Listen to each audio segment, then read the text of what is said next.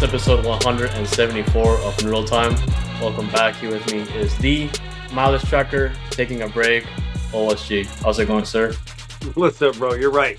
A weekend off this weekend, but OSG mileage tracker is tracking up. I have Texas on in the background for Sweet 16. You heard it right. Texas, Yep. not the Cougars. Let's go. Hook 'em horns. But Yes, sir. H-Town's up. I know y'all got the Sweet 16 going on at Toyota Center tonight as we are recording live right now. But what's up, bro, Andrés? Good to see you. I'm good to be back on Noodle Time for a minute. We'll see how this one goes. Definitely. And there's plenty to talk about, but man, you kind of said it already. We have another bye week, which feels like the season is taking forever to progress. Yeah. We definitely have plenty to talk about, of course, the Texas Derby. I've got a couple news items that happened before and after the game. And also we want to focus later on the episode to talk about those because we haven't talked about them in a minute. Of course, as you can see, Mark is not here today. He's out, and I'm once again covering for him. So go with Mark. And honestly, just before we get started, if you guys haven't checked out any Dash content that we've been putting out, I highly recommend doing so. Dash have a very fantastic start to the season, 2-0, and they're back playing tomorrow against Angel City on the road, and that game is going to be on Prime Video. Yeah, just check it out. Let's of go. Course, right there. Yes, sir. Prime. Yes, sir. Yes, A sir. late night one, so y'all take a nap. Take a nap and be ready to watch that one. 1 versus 2. 1 versus 2. Big time. Of course, and the one thing to consider, of course, is to always keep up with our content at dynamicfoxtrot.com.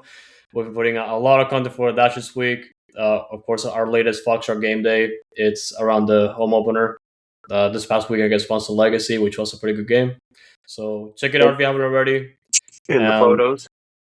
And the pictures, man. For the photos at Dynamic Foxtrot on Instagram. And also... on the website, everything. So shout out to our 4 photographers we have right now, 2 for Dynamo and 2 for Dash right now. They're doing a great job, and man, we got to post more of their pictures. But go to .com like Andrés said and enjoy those pictures. Great shots. Yeah, I finally got around updating the gallery, which took a little bit longer than expected, but all the pictures are up right now. Not just for Dash, but also Dynamo. And all the games that we have been covering so far. So check it out if you haven't already on the website. And yeah, without further ado, let's get into it. Let's talk about Texas Derby, man.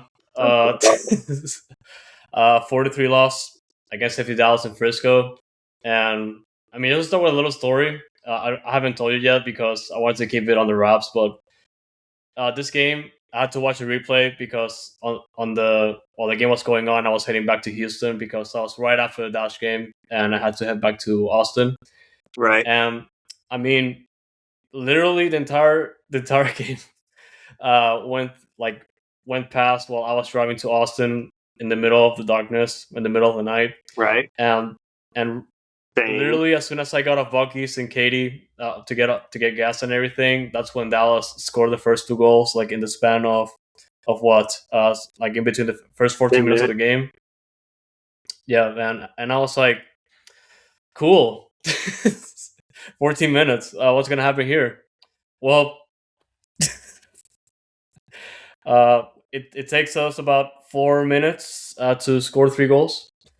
I'm like, what is going on here, man? Like, I really wanted to watch this game, but I wasn't able to get back home in time to watch it live. But man, after watching that replay, Andrés, I was doing the same thing. So I went to pitch, and then the turnout didn't show up. There were some people that did show up to pitch that I was meeting with, but obviously, a couple other wasn't able to make it. So I ended up driving home as well, doing the same thing you were doing, but I had commentary as I was driving home, as Herman was on the phone for my entire drive back to my house for the entire 2.5-hour drive. So I got the entire commentary of the game while he watched it, and I got to enjoy it in that manner. And I don't know how much I enjoyed it because obviously the start and then the finish but it was kept me motivated as I was driving. But at the same time, I did watch the game through Herman El Dynamico. Dynamico. Herman, man, as always, holding things down for us and going to all the events as he can and just writing all the material for us on the website. But yeah, good for him to keep you updated on the game. Because for me, I kind of just had to watch the replay as soon as I got home. Um, and honestly, we can start talking about the bad because there was plenty of bad from this game. First thing you gotta notice right away is the fact that we conceded 2 goals in the span of the first 14 minutes of the first half.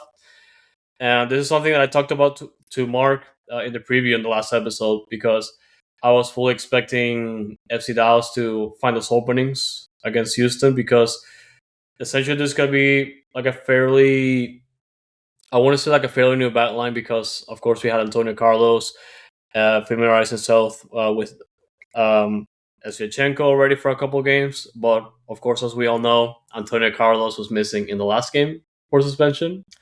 And I didn't think he had like the best game here against FC Dallas, especially not only in the first 2 goals to start the game, but also in the closing moments of the second half.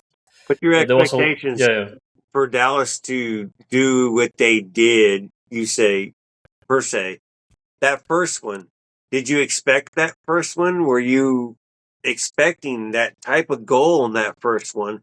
It came from, what was it, the center right back or the right back who played a ball from his own half to a open, come on, leave the striker is standing in between two center backs wide open. So the first off, that interests the defender to play a through ball. And then it's not defended.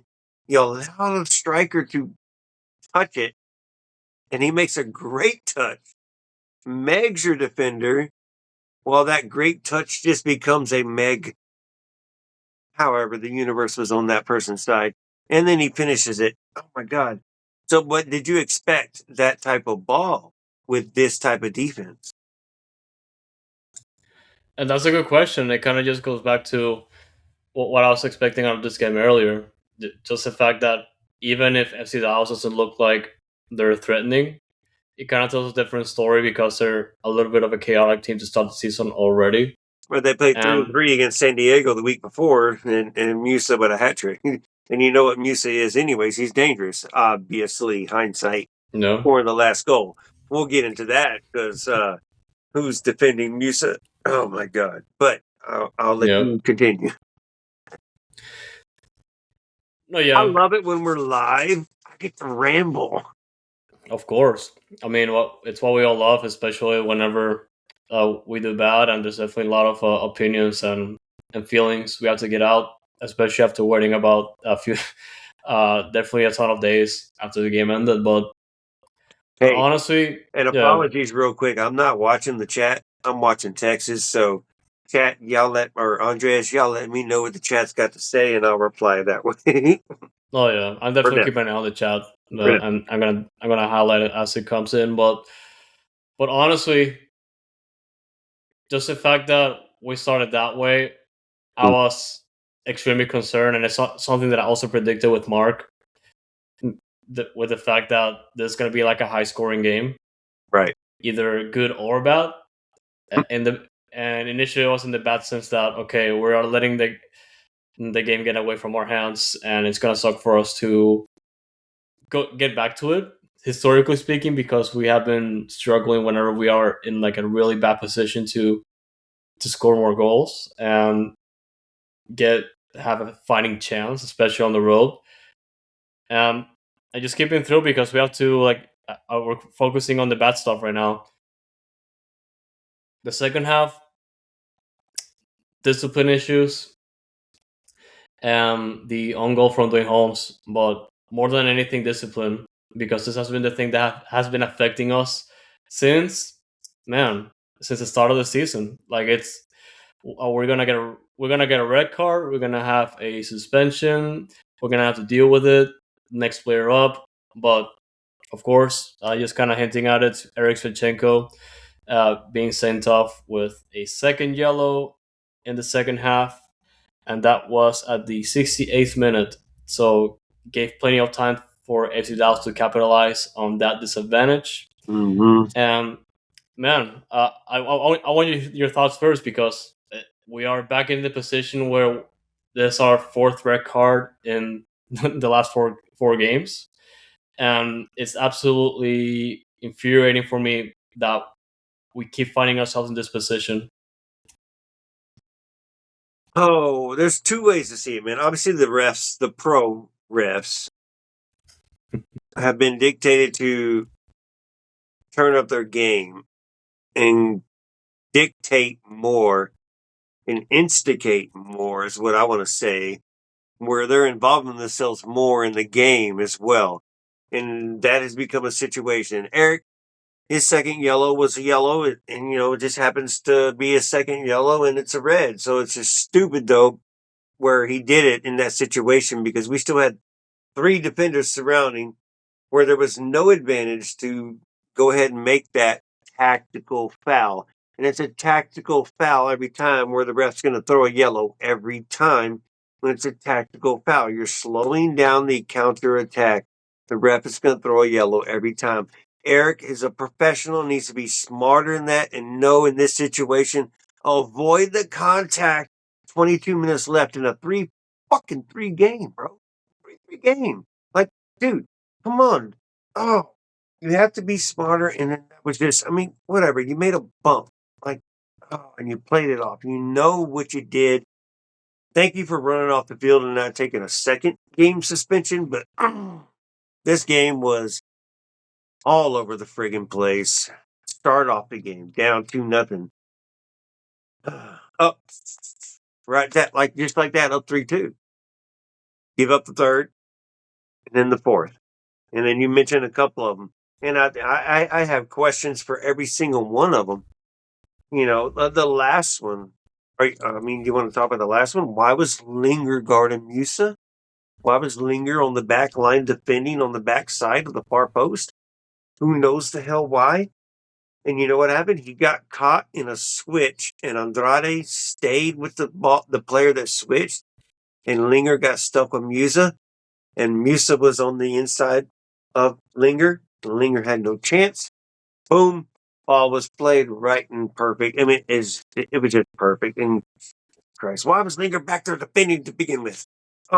But at least we came back.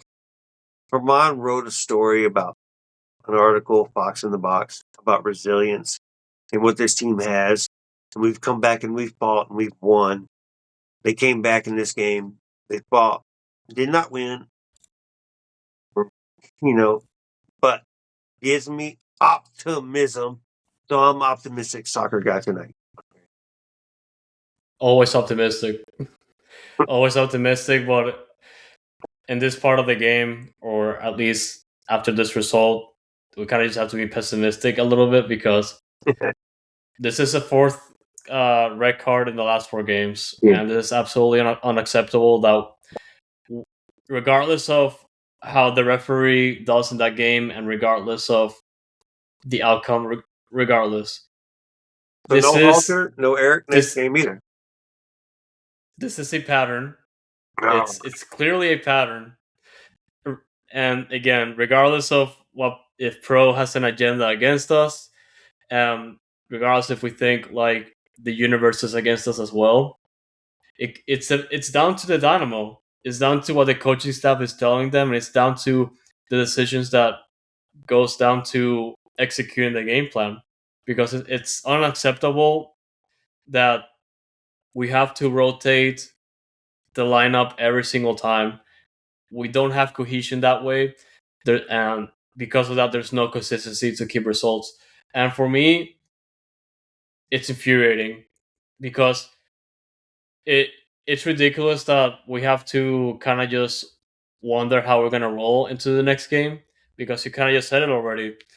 We, of course, that this is without mentioning the opponent, because we'll get to it eventually. But that for the next game, but it's ridiculous for me that like we have to find ways to win games now. And look, we started the season very well. What was it last year? All injuries, and this year it's all red cards, right? All red cards. All red cards. No, like it's ridiculous, man. And of course, Markanich being missing in the next game as well for the increased suspension and all that.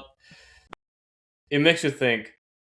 And really, like, we still have plenty of seasons to go. We still have that window of opportunity to fix things. But man, we're playing Seattle in the next game, and in the last 2 years, in the last 2 years we've been hosting Seattle, we've gotten red cards.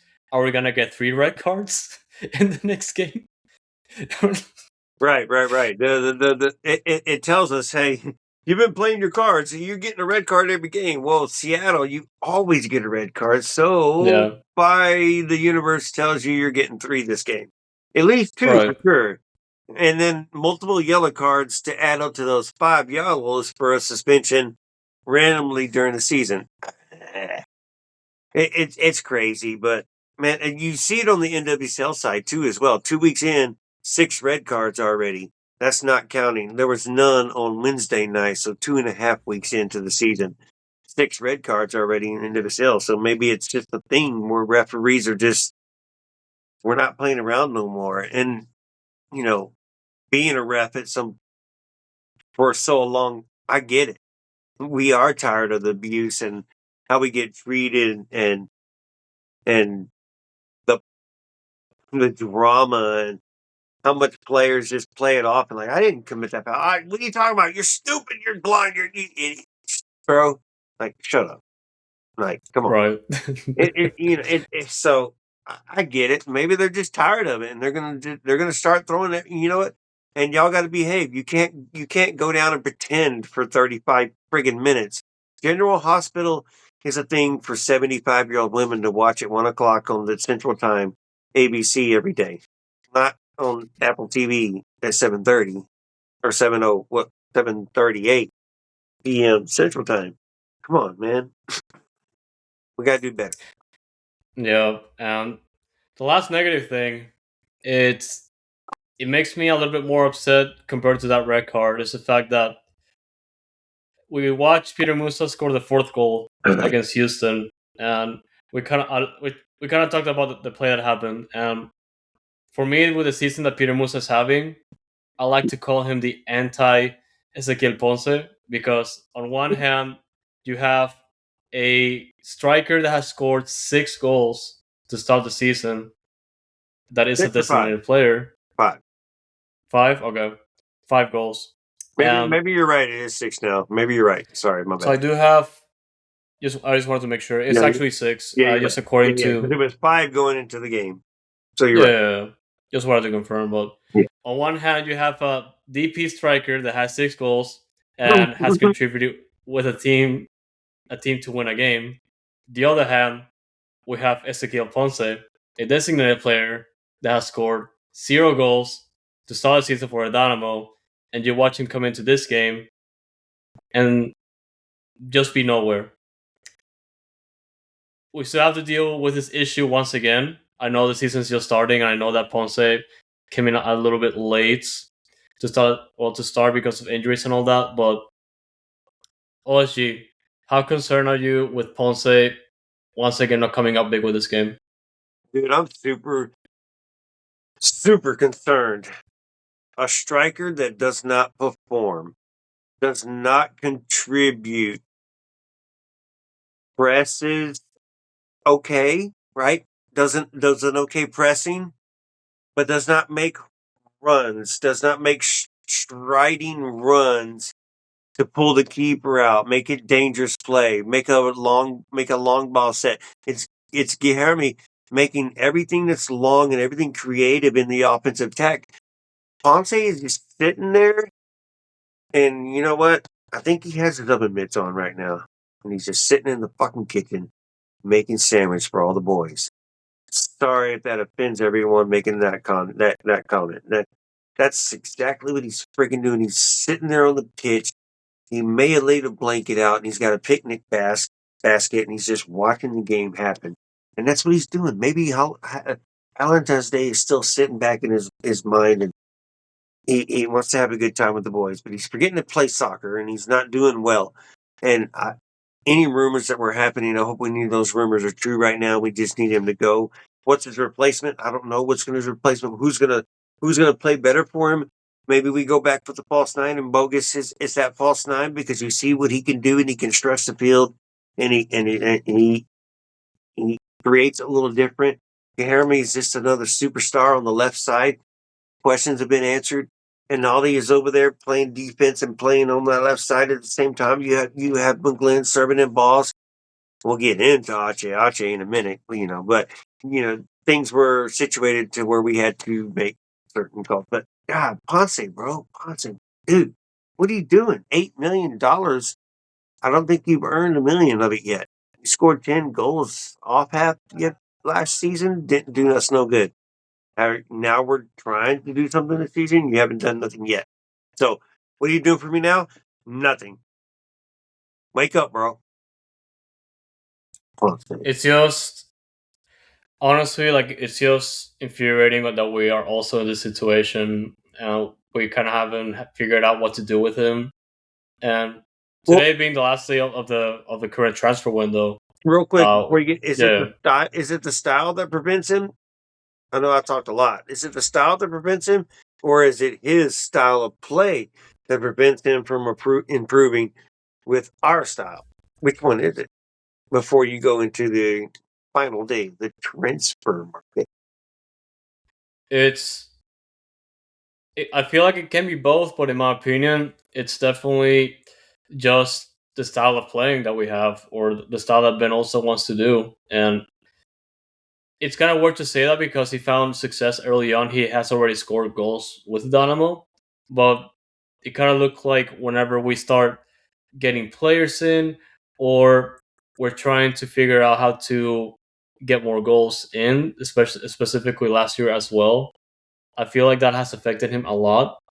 And I feel like that's more so the main reason, but like you kind of said already, like just the playing style of him just waiting for the ball or just being that target is not working.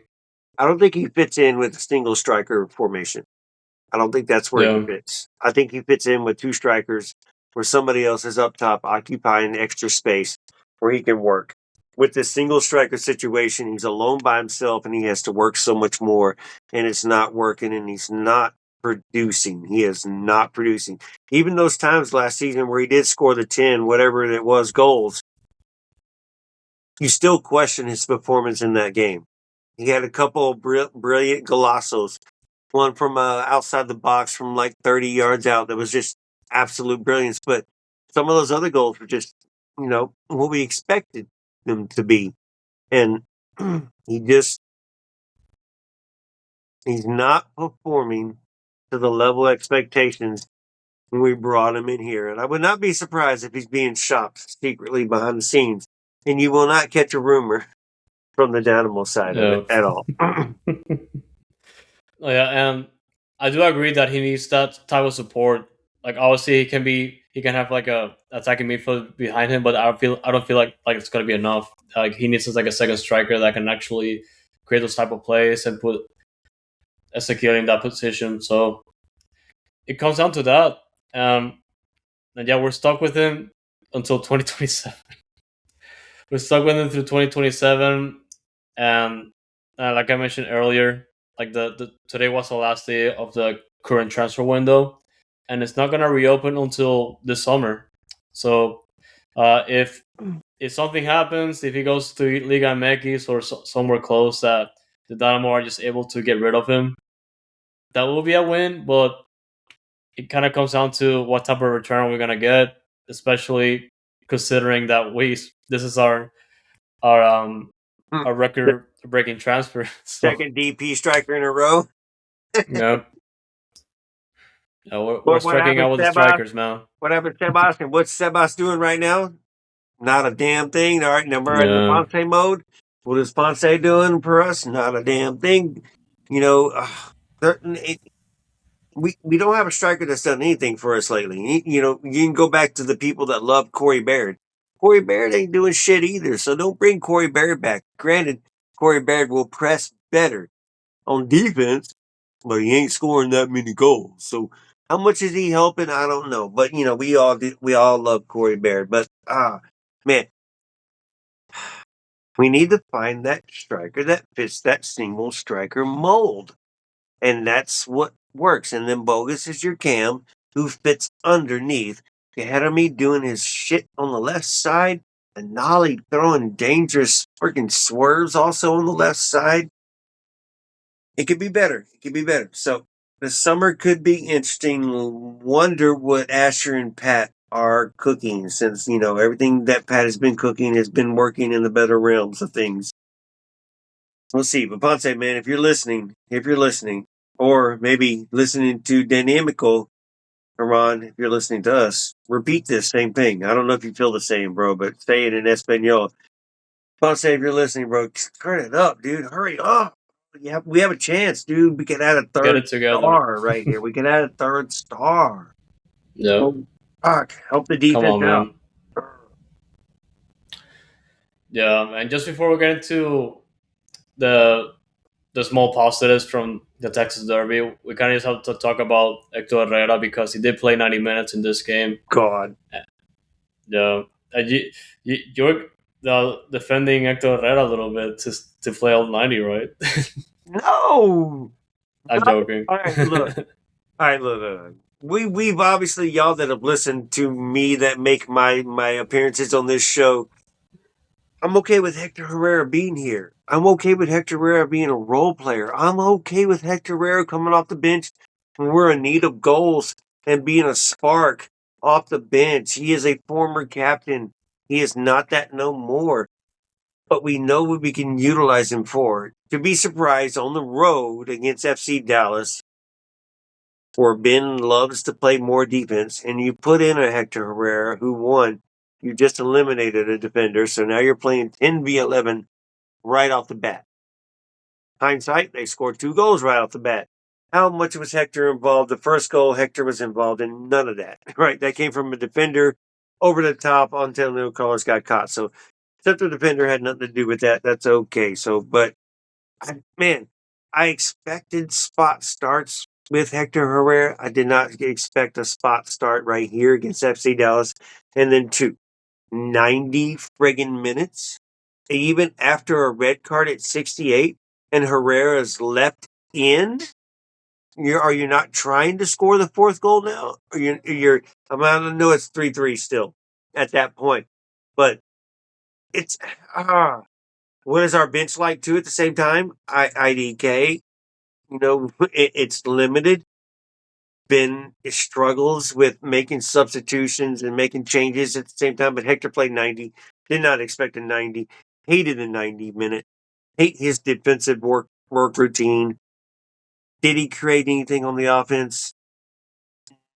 No, he did not. When you go back and watch the full game and just spectate on Hector Herrera. So, man, I'm not trying to be that hater, and I'm not a hater. I appreciate Hector Herrera, but I want him here to do one thing, and that's be a role player, not be a 90-minute friggin' starter on the road against a team that's going to push against us and then push from the start, get a red card, and then you leave him in and suck it up. No, Buttercup. Ben Olsen, you are the Buttercup. And I do agree with you. Hector Herrera is definitely a player that I don't mind having on the bench as a second option to come up and control things or even things out. But yeah, he's not like a 90-minute player anymore. I feel like if he has to come into the first half, he has to go out eventually at the start of the second half to get those fresh legs in because, like we said, Hector Herrera is not the same player anymore, or like the same player that was with Houston in his first season. So we have to be smart with him. Like he can see be a good asset for us. Yeah. And to back up Ben, to Herrera to starting, we do go down 2-0. We do go up 3-2, and then it's halftime, right? Okay, I'm sitting here talking to Herman on my drive back to friggin' Austin, and I'm like, all right, subs. Is he gonna make a sub at halftime? Or how long does he leave Hector Herrera in? And Hector Herrera's still in, and then still in, and then still in, and then still in, and then still in, and then still in, and then still in, and the refs never pulled out. So that was another thing I wanted to question at that same point too. So whatever. I mean, that's on me. I don't go to the press conference and ask that question, but that's a big question that should have been asked and needs to be asked. Why did Hector play so much? Why did we leave him in? Why wasn't he pulled out? Why did we dependent on him so much? And it's something that we have to consider for next time because we kind of just know that Hector can provide as much if you start him right away, and you have to have an approach to the game to, especially in this situation, to get back into it because you kind of mentioned already we took advantage of the opportunity. We came back into the game, but we just suffered because of course we had 10 players at one point, but still we looked.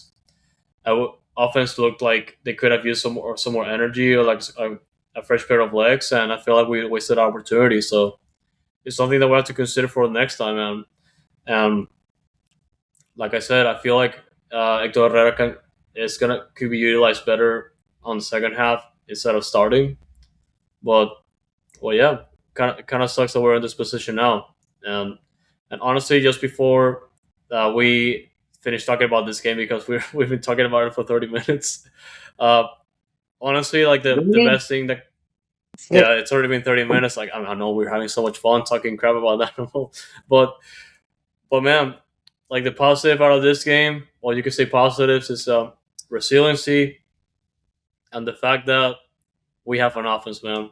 I don't think I'm obviously gonna say that I don't think Guilherme is a designated player, but he's the best designated player that we have in this team. Well, he's telling you Okay. otherwise right now, and what he's doing, and his goal contributions, and everything he's doing. The play, the pass to a nollie, a 40-yard. Who was going to play that ball? Who in the MLS is playing that ball? Somebody did. His name was Absolutely Guilherme. nobody. Yeah, somebody did. And a nollie with his pace. One touch. Beats the keeper and the defender, and you're done. Goal. 3-3.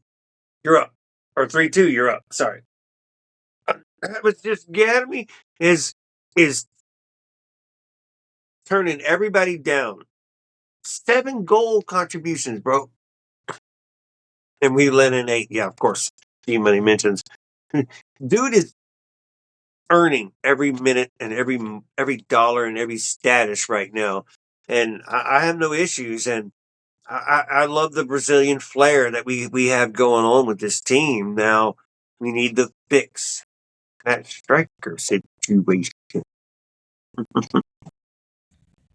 And man, imagine yourself, or honestly, imagine this team being in this situation last year.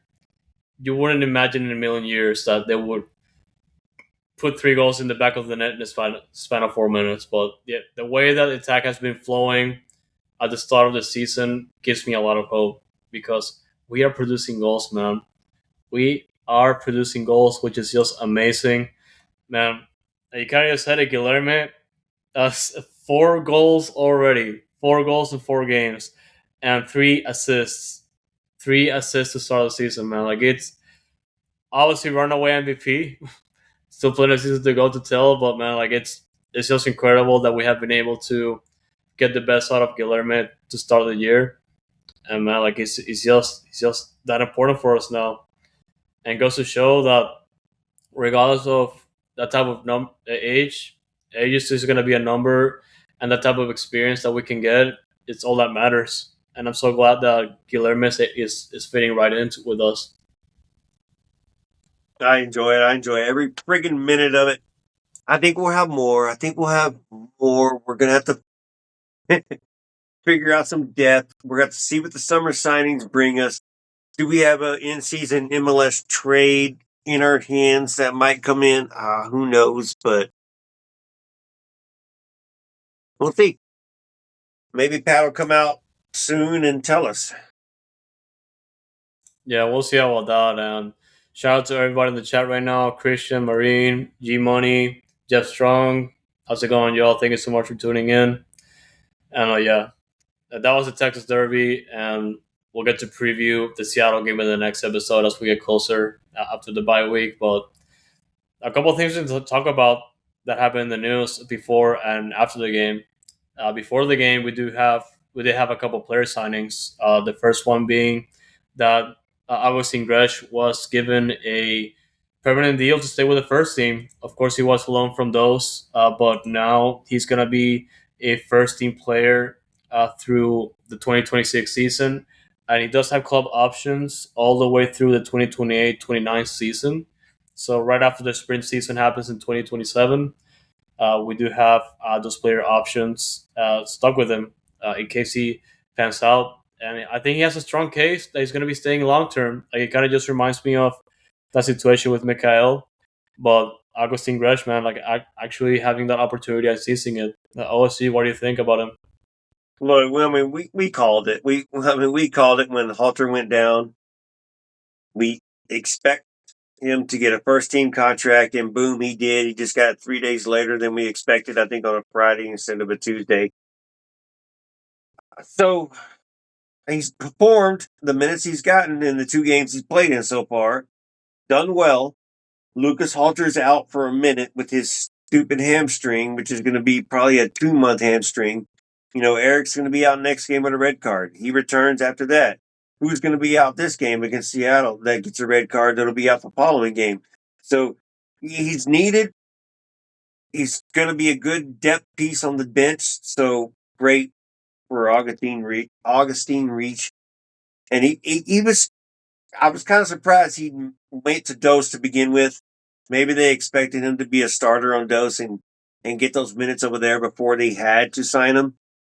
Sucks that Ben kind of said in the press conference he's only here because of blah blah blah, and kind of I didn't like that answer when asked about him being brought to the first team, but it's kind of by injury and blah blah blah. But dude, come on, man, prop him up and give him a shout out and let's move on. That the kid is doing a good job and has been performing well and he deserves it. And we expected it. So Ben, be better, bro.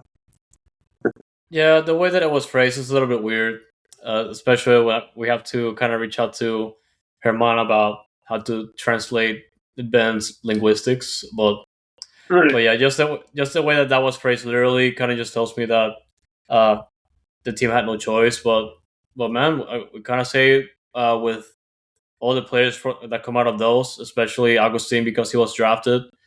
Man, as long as they get those opportunities and as long as they're able to seize it, I feel like that's the best case scenario. And man, I wish the best for Agustin. He definitely has a long way to go, and he's gonna have a lot of opportunities, especially if the team keeps getting red cards. So you could say that's a positive. But yeah, speaking of defense, we do also have another signing that was announced before the Texas Derby, and that was the signing of Sam Vines. You definitely heard his name because he used to play for the U.S. men's national team, and he spent a couple stints with the Colorado Rapids before going to Europe for a short period of time.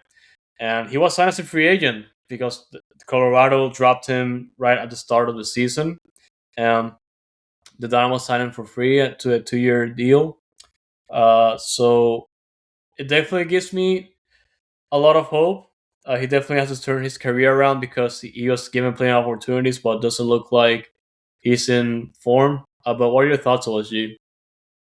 I mean, Ben said he's versatile. The question was asked, what position is he going to play? What position was he brought in for? And basically, he can play all 4 positions on the back line. So that'll be interesting to see what Ben utilizes him for. He is MLS veteran. He's been here long enough in MLS to know the league, to perform in the league. So now he just has to get used to Ben's style and get used to the team or whatever. So I think he fits Ben. And this is probably a Ben player more than a Pat player. And Ben called in for this guy. And so, once he's fit, he practices for a month before Ben says he's okay to actually perform in a freaking game. And then we'll we'll get to see him and we'll get to judge him that way. But I'm okay with this. I like it.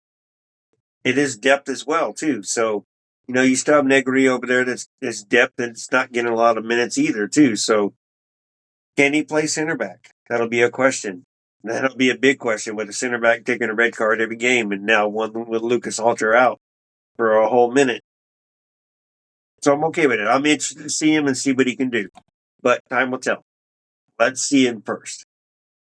Definitely, I felt the same way, especially with the fact that he's able to play several positions. This is good for us, especially if we want to be flexible around, I don't know, suspensions. But yeah, you also mentioned Franco Negri also coming back from injury. He was on the bench against FC Dallas, so I'm sure he's gonna be back on track along with Sam Vines. So we'll see. I would see wishing the best for Sam to get the ball rolling and get his career back on track. He's still 26, man. Still plenty of career left for him, and I hope he gets to turn things around with the Dynamo. Speaking of a couple of news that happened, well, mostly around those. I've prepared the script for those because we haven't talked about them in a while. But the news that came out today, being that the Dynamo hired Bryan Scales as the Dynamo Academy's new general manager. And this is kind of surprising because I believe this is a guy that's going to be taking over Nick Kova's position. Nick Kova, a long time Dynamo executive behind a lot of the soccer operations. Um, he's gonna be Bryan Scales is gonna be the second ever GM for the academy. I was looking at his track record because I haven't really heard of him up until today. He has 30 years of experience in development, and he has like leadership positions with the New England Revolution. He worked with the Revolution since 2009 and left in 2021, which is absolutely insane. Um, the role that he was before with Dynamo, he was with Charlotte FC from 2022 until early this year. So he's gonna be, according to the release, he's gonna be leading all aspects of the Dynamo Academy, including the MLS Next teams, online school program, homestay program, player identification programs, and college placement. And this has to go hand in hand with those, like whichever way you tell it. I think this is a great hire, but I want to hear from you, OSG, because we've been talking those for a little bit, and we've definitely seen a lot of good products coming out of the those, and especially at the academy. Yeah, dude. I mean, we beg that we make local talent better, and we get local talent in with the academy and in with the next pro team and in with the Dynamo. And why are we not doing homegrowns? Why are we buying other homegrowns from somewhere else and making them homegrowns for us when they're technically not homegrowns at all anymore, since they have now moved?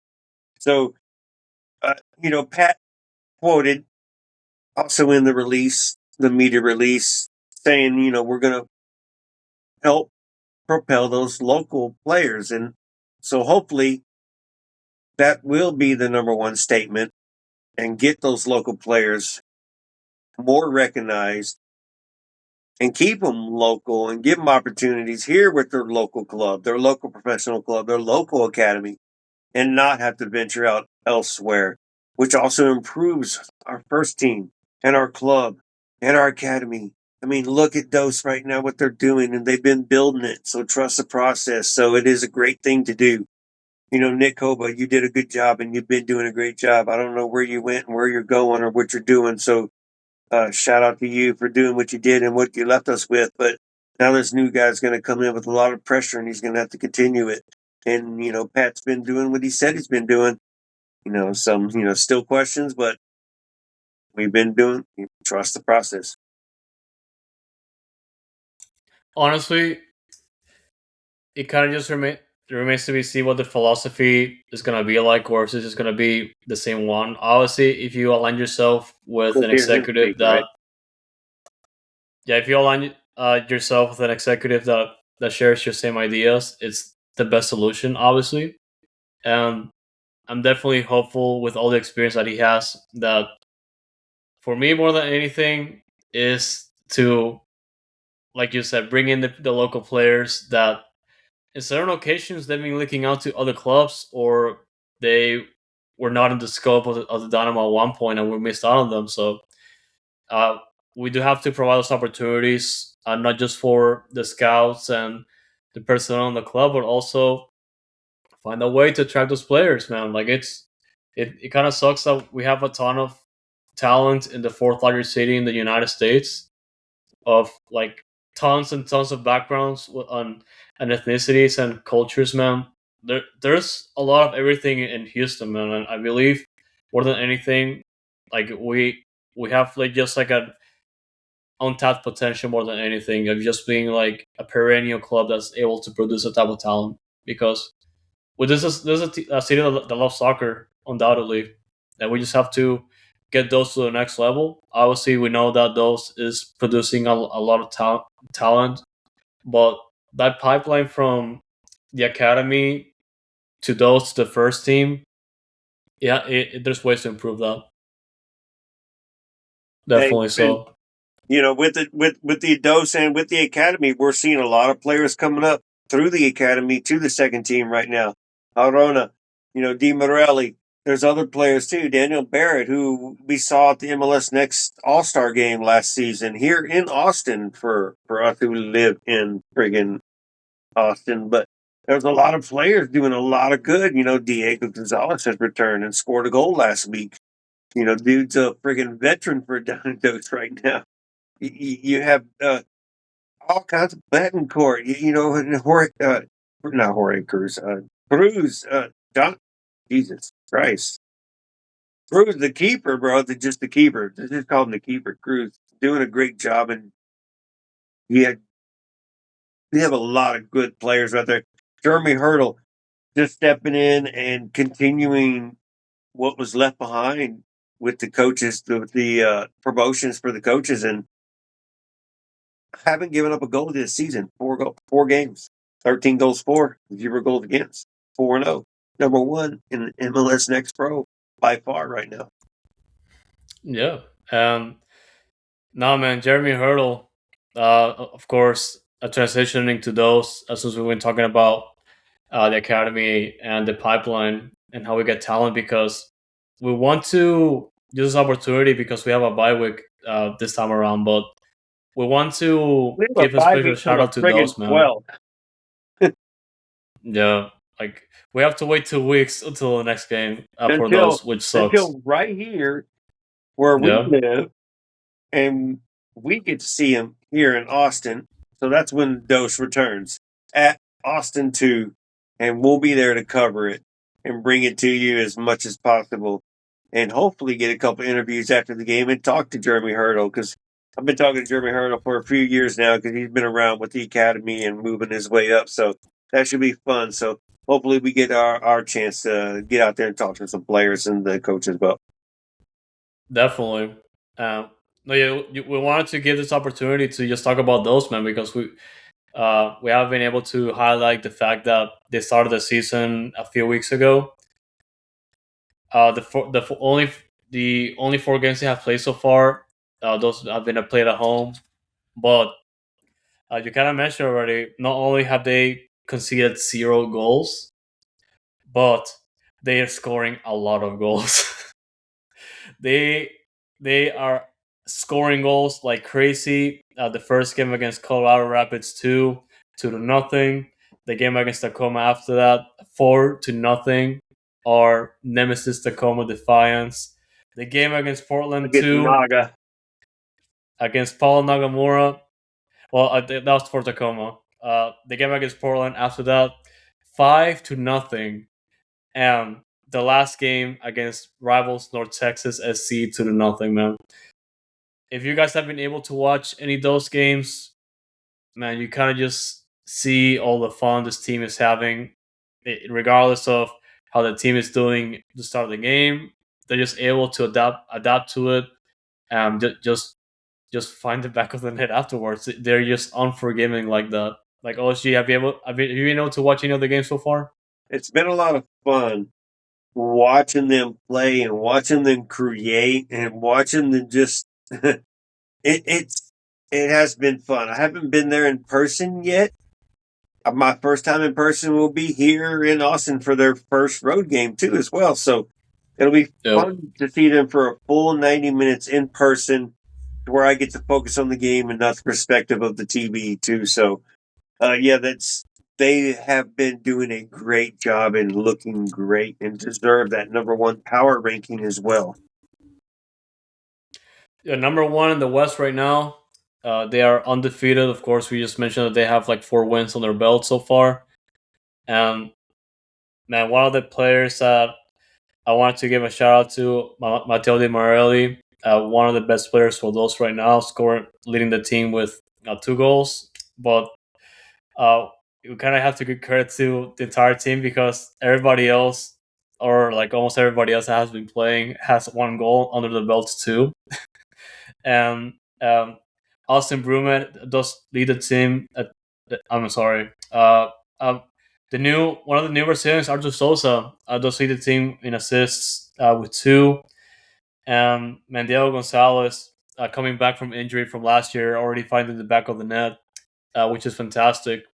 Man, all these players that not just the previous players that have been coming back from the past couple seasons, but the new Brazilians like Sosa, the Thomas Weisner, the player that was also coming back from injury and recovering and now playing full time for those. Marketing Already been find playing for Dose while he's serving his red card suspension.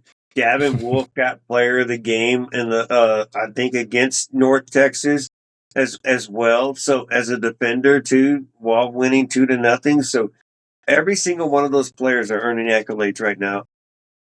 Yeah, man. And our Vinicius, man.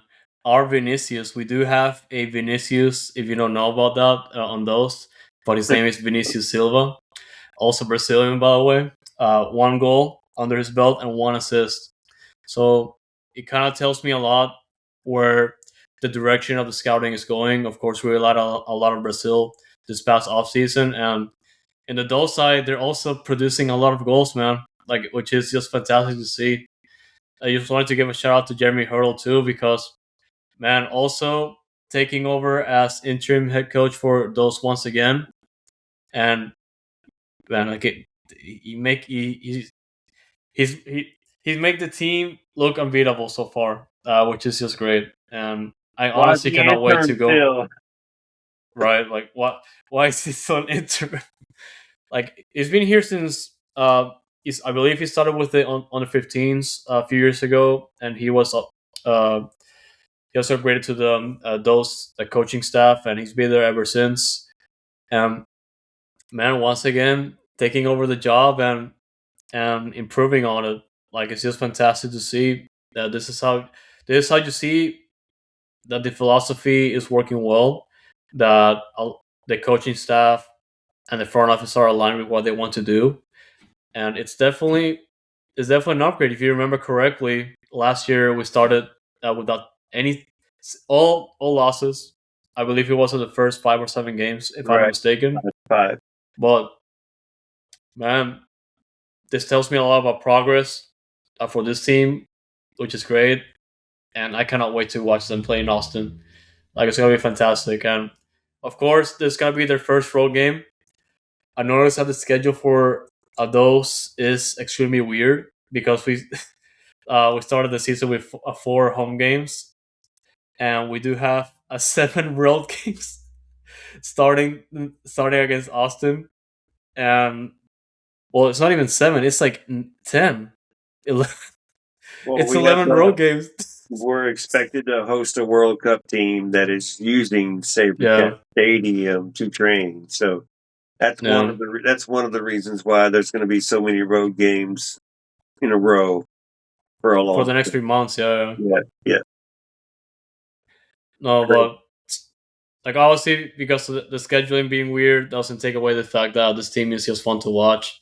Hey, not And losing any points at home, but the home games we got so far. So doing your job. yeah, he's doing his job, man. Like it's just great. But like we said previously, if you haven't checked out any of those games, I encourage you to check it out. Even if you're not able to go to Sabercat Stadium on Sundays, or if they're on the road, all their games are free to watch on YouTube. They used to be part of Apple TV, but not anymore. As of this year, all the games are gonna be uh, available to stream on YouTube. So check it out if you haven't already. And for home games, whenever they come back in about 4 months to Sabercat Stadium, all the tickets are free. All you have to do is claim them from the Tixer websites, which is also available on the Dynamo website. So get those tickets if you haven't already. And yeah, man, shout out to those. It was just fantastic to watch, and I look forward to see them here in Austin. Hope they enjoy their break. Right? No, like we have too many buys, man. But the team that doesn't have a buy is the Dash, man. They're playing tomorrow against Angel City. If you guys haven't watched our preview for that game, check out our latest stats dispatch. OSG and Danny and Laura chat about the game coming up, and we also just posted the meet availability before tomorrow's game. So check both of those if you haven't checked it out yet. And yeah, man, almost at the hour mark. Would you like to anything else before we head out? Yeah, no, this DTFL, like you just said, Dash Dispatch, typically out on Tuesday mornings. For those that listen, we sometimes record on Mondays or Sunday nights if we get a chance. But Laura and Danny just killing it, and I'm glad. I'm so happy that they've joined the crew. So y'all that haven't listened or don't follow the Houston Dash, or do follow the Houston Dash but haven't been paying attention, check us out, the Dash Dispatch, with Laura and with Danny, Houston's own H-Town sports fangirl, who is at every sporting event possible, and then the Laura Gomez with us, talking every week with the Dynamic Foxtrot as well. So we have 4 people talking Houston Dash on a weekly basis, keeping y'all informed and keeping y'all in tune and keeping it real. So yeah, check us out. Dash Dispatch on Foxtrot TV, at dynamicfoxtrot.com, and on all friggin' platforms.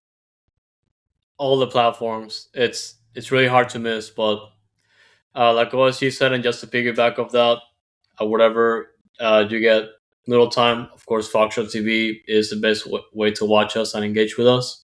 And big shout out to everybody that has been tuning in live to our episode. Big thanks to G Monies, Jeff Strong, and Christian Marine for engaging in the chat tonight. And everybody that has been watching all together, especially on X, we do appreciate your support. DynamicFoxtrot.com. What's up with that short season coming up in 2027? Didn't they just announce something that was interesting? Yes, and those were the schedule details, and it's something important that we have to highlight because it was announced recently. And yeah, like they did announce, well, MLS did announce additional details about the 2027 sprint season, and it's definitely short because it goes with the name because it's gonna be a short season. It's gonna be 14 regular season games, so we're looking at a short 7 schedule. Away. Playoffs will be the top 8 teams from each side, and it'll be single elimination with a quick winner. So 14, and then 1, 2, 3, 4 playoff games possibly. So 18 games possible. 7 home games, and then whatever you get in the playoffs if you're seeded correctly. So hey, I'm intrigued. I'm interested. That'll be what the hell's going on, and then what do you get uniform wise? Yeah, it's of course only 8 teams are going to qualify for the playoffs, and like you said, single elimination between the teams that qualified in both conferences.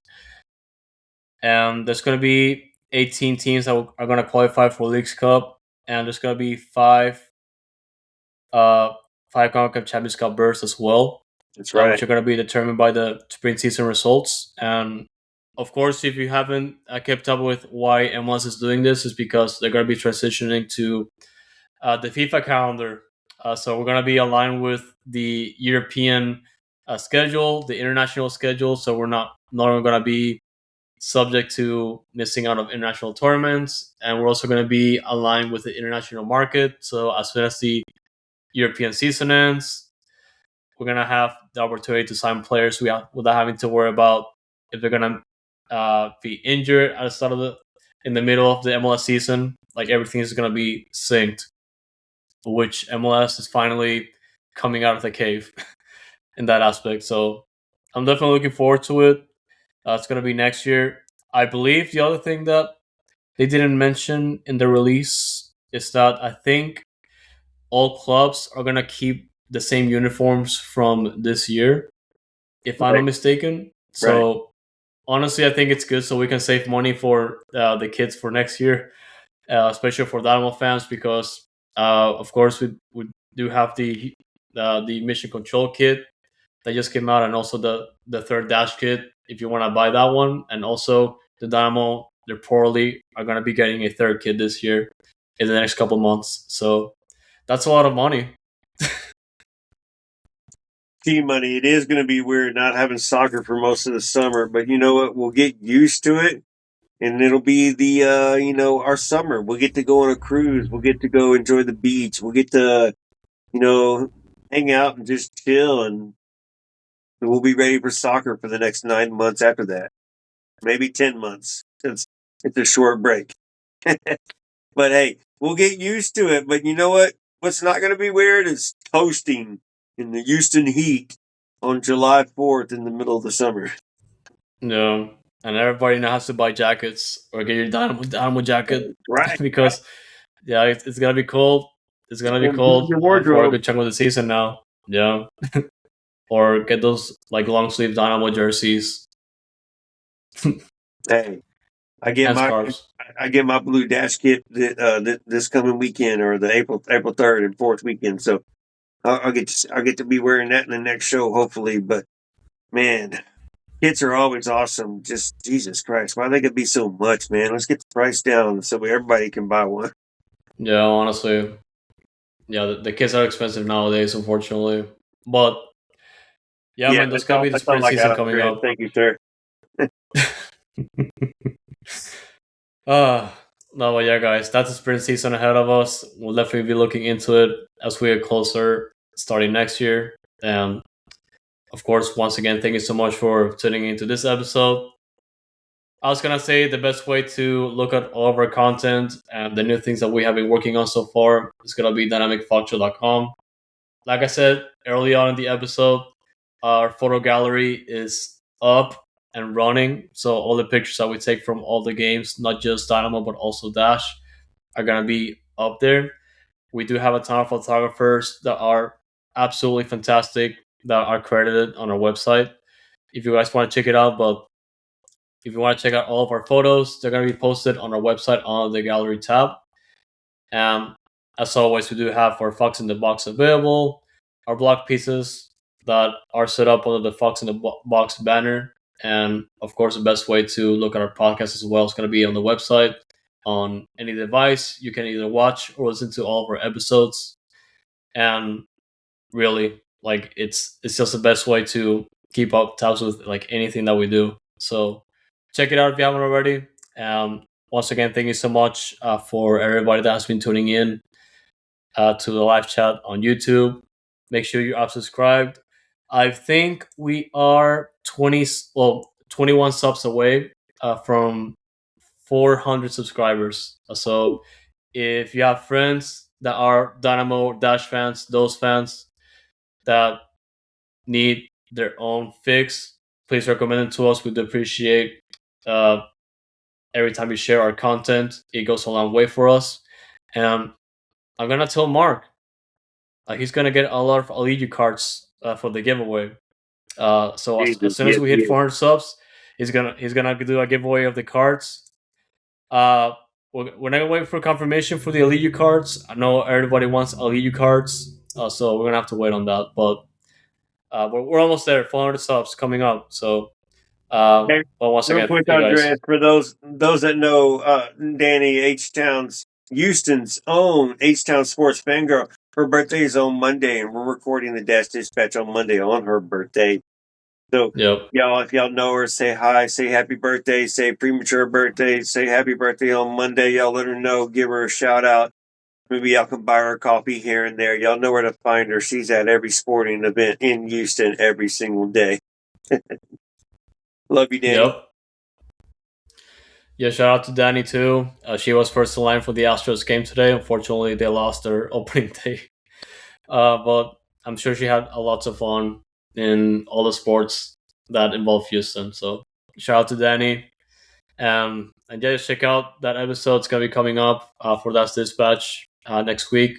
Yeah, just wish her a happy birthday if you see her in any sport. So shout out to her. And of course, our social media, Dynamic Foxtrot on Twitter, X, Instagram, Blue Sky, and also Noodle Tiempo on X as well.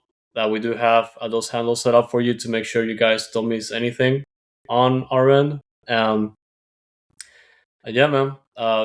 Just honestly, just want to appreciate you guys, or just thank you for all the support you're giving us so far. We do have plenty of season to go, and man, we have a lot of fun talking about Dynamo and Dash. Of course, not as much Dynamo this time around, but there's still plenty of season to go. Hey, the season's ahead of us. We got a lot of Dynamo to talk about this season because it's going to be a better season than it was last season. So y'all keep up. Y'all keep your noodles up. I know y'all were eating noodles this whole time for that hour. Now it's my turn. As soon as we log off, I'm going to get my noodles and I'm going to say goodnight and enjoy it and go back to it on Friday. Yep. Noodles. Yeah. But yeah, guys, one more time, thank you so much for tuning in. Thank you so much for your support. And as always, the Noodle, y'all. Thank you.